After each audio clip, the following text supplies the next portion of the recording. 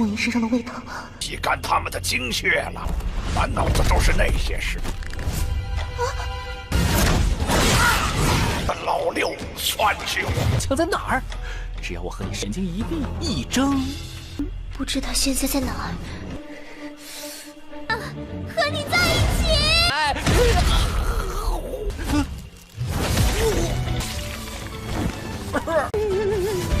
他故意留下。我有话对你说，有我跟慕云在一起就够了。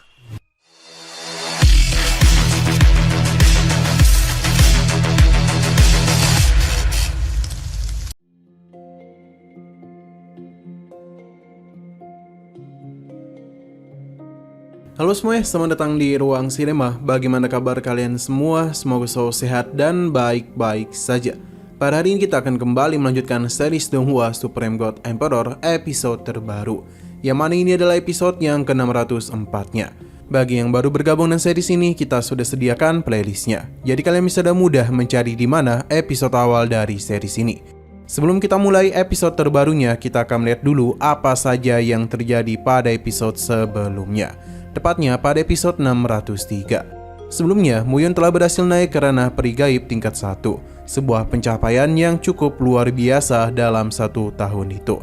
Bagi Chen Lofeng, Muyun keluar di waktu yang tepat, karena sekarang dia harus memasuki Mansion Pedang. Muyun sangatlah tertarik dengan tempat tersebut. Pasalnya, Mansion Pedang menyimpan sesuatu yang harus segera dirinya ambil. Karena itulah, Muyun bersama Chen Yulan tengah bersiap untuk bisa menunggu gerbang itu terbuka. Tapi terlihat kalau Xiao Huahua kesal dengan kedekatan Muyun dengan Chen Yulan. Hingga sesaat kemudian muncullah Bing Yun, di mana mereka lah yang akan membuka gerbang menuju Mansion Pedang itu. Tapi sebelum itu, ia meminta Muyun untuk selalu berhati-hati. Di saat gerbang ini terbuka, ternyata Qiu Yunju diam-diam ikut masuk, yang membuat Chen Yulan menjadi sangat murka. Ia pun bergegas pergi untuk menyusul adiknya, tapi segera dihentikan oleh Muyun karena mereka harus berhati-hati.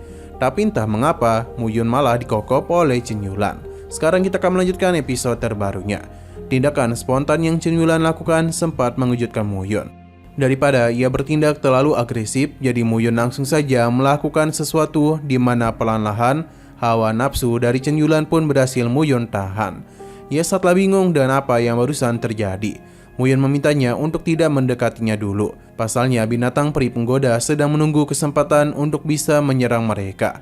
Chen Yulan kesal karena kabut itu berasal dari binatang siluman bejat. Jadi dia berjanji akan menghabisinya. Tapi sebelum semua itu terjadi, Muyun menghentikannya karena takutnya pikiran Chen Yulan kembali dikacaukan oleh binatang itu. Berhubung binatang ini tengah menunggu kesempatan, jadi Muyun akan mencoba untuk memancingnya. Di mana seketika Chen Yulan sempat berpikiran yang tidak-tidak. Ditambah Muyun juga mengatakan kalau ia harus melupakan hal tersebut agar mereka bisa segera menemukan Qiu Yunju. Jadi dengan malu-malu Chen Yulan itu hendak kembali mencium Muyun. Tapi Muyun hanya ingin mereka terlihat sedang berdekatan saja, sambil memintanya untuk selalu berhati-hati. Dari kejauhan terlihat kalau binatang ini terus memperhatikan mereka. Ia sangatlah senang karena bisa dan mudah membuat para manusia itu terjebak dalam pikiran tersebut. Baginya, para manusia pasti tidak akan lepas dari godaannya. Selain itu, ia juga berniat untuk segera menghisap habis esensi darah dari kedua manusia itu. Baik Muyun dan juga Chen Yulan masih terus berpelukan, karena mereka tengah menunggu binatang itu untuk segera mendekat. Sebenarnya, Chen Yulan sulit untuk bisa menahan dirinya, terlebih lagi aroma harum dari tubuh Muyun terus menggodanya. Sadar kalau binatang itu sudah dekat, jadi Muyun mencubit Chen Yulan agar ia bisa mendesak. Alhasil binatang itu langsung saja muncul, tapi itu adalah sebuah kesalahan besar, karena Muyun bisa dan mudah menghabisinya. Chen Yulan tidak menduga ini akan secepat itu, yang membuat Muyun penasaran apakah dia ingin kembali berpelukan dengannya. 莫云身上的味道。吸干他们的精血了，满脑子都是那些事。老六算计我。Chen Yulan sadar betul kalau binatang barusan adalah peri gaib tingkat ketiga, tapi Muyun bisa dan mudah menghabisinya. Ia pun bingung sebenarnya apakah ia yang melindunginya atau Muyun yang melindungi dirinya. Muyun pun mengajak Chen Yulan dalam mencari Qiu Yunju. Ternyata dia itu sudah memasukkan teknik pelacak pada tubuh adiknya. Jadi meskipun dia lari ke ujung dunia sekalipun, mereka pasti bisa menemukan keberadaannya. Bagi Muyun, tindakan Chen Yulan sudah terlalu berlebihan. Ia pun merasa kasihan kepada Chu Yunju. Sim berpindah kepada Chu Yunju yang ternyata saat ini Sujuran telah menyiksanya, di mana dia ingin segera menikmati tubuhnya itu. Selain itu, Sujuran tidaklah peduli dengan keberadaan Muyun. Selama ia bisa bersama dengan Chu Yunju, maka dia bisa menjamin kalau hubungan keluarga Su dan keluarga Chen akan semakin erat. Dan begitu, Chen Lofeng tidak punya pilihan lain selain menikahkan mereka. Sujuran akan membuatnya tidak sadarkan diri dulu. Dengan begitulah ia bisa melakukan semua itu dengan sangat cepat. Chu Yunju sendiri penasaran di manakah Muyun sekarang. Pasalnya dia sangatlah merindukannya. Saat Sujuran terus mendekatinya, Chu Yunju pun memberitahu kalau ia ingin bersama Muyun untuk selamanya. Di saat Sujuran begitu percaya diri, sebuah tamparan langsung saja dia terima, di mana itu berasal dari Muyun. 枪在哪儿？只要我和你神经一闭一睁， 不知道现在在哪儿。和你在一起。 Selain itu ia juga telah memberikan pil kepada Chu Yunju. Muyun penasaran siapakah yang barusan dia panggil. Gadis ini pun beralasan kalau sebelumnya dia hanya memanggil pelayannya saja, bukan karena ingin bersama dengan Muyun. Sesaat kemudian Chen Yulan pun datang. Melihat adiknya yang telah dilukai separah itu membuatnya sangat murka. Padahal Sujuran hanyalah figuran, namun sok-sokan ingin menjadi seorang MC. Sebuah serangan langsung saja diberikan oleh Chen Yulan yang membuat Sujuran tak bisa berbuat apa-apa. Selain itu, Chen Yulan berencana untuk segera menghabisinya. Tapi Sujuran mengingatkan kalau dirinya mati, maka hubungan keluarga Su dan juga keluarga Chen akan berakhir. Karena hal tersebut, Chen Yulan pun menghentikan tindakannya. Terlebih lagi, Sujuran terus memanas-manasinya. Selain itu, ia juga mengingatkan perselisihan antara keluarga Chen dan juga keluarga Xiao. Jika sampai membuat marah keluarga Su, maka itu sama saja dengan membuat keluarga Chen semakin mendekati akhir. Seharusnya Chen Yulan itu menyadari semua ini. Sebenarnya ia tidak melepaskan Sujuran, karena bagaimanapun ia sudah berbuat yang tidak-tidak kepada adiknya. Berhubung ia tidak kunjung bertindak, Muyunlah yang kembali memberikan tamparan manja kepadanya.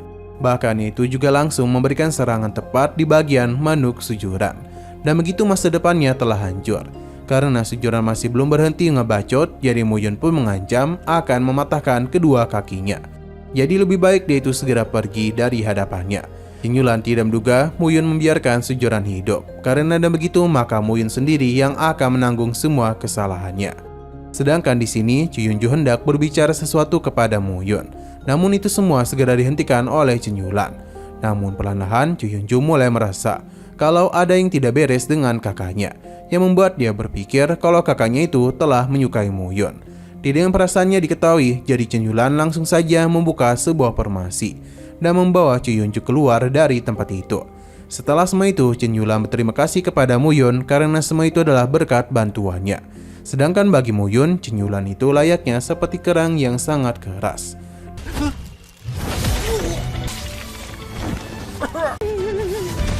他故意留下，我有话对你说，有我跟慕云在一起就够了。 Nah, perjalanan pun terus mereka lakukan, di mana Muyun ingat betul kalau di depan sana pasti adalah gerbang masuk menuju istana Dewa Perang.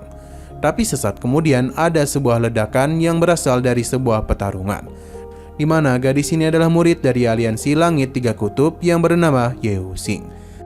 Nah, sing sekali lagi seru-serunya, episodenya harus bersambung dulu. Tapi sebelum kita akhiri, seperti biasa kita akan melihat preview bagian selanjutnya. Di sini, Muyun dan juga Chen Yulan telah terkepung oleh beberapa orang. Di saat Muyun meminta Chen Yulan untuk pergi, secara mengejutkan, Ye Wuxing malah menusuk Muyun dari belakang. Yang tentu saja ini membuat mereka terkejut. Sementara itu, Ye Wuxing hanya bisa meminta maaf. Entah apa yang terjadi sampai-sampai dia itu berani berbuat seperti itu. Kemungkinan besar semua ini berkaitan dengan orang-orang yang telah mengepung mereka. Terlebih lagi mereka senang Ye Wuxing telah membuat keputusan. 有办法脱身。叶无情，你对不起。 你做得很好。 Oke, sekian dulu pada video kali ini. Untuk video selanjutnya akan segera hadir. Jadi bagi kalian yang ingin mengikuti series ini, langsung saja klik subscribe dan aktifkan loncengnya. Terima kasih sudah menonton video sampai habis. Jika kalian suka pada video ini, klik like dan share ke teman-teman kalian tentang channel ini. Dan ditunggu aja kelanjutannya. Oke, sampai jumpa di video selanjutnya.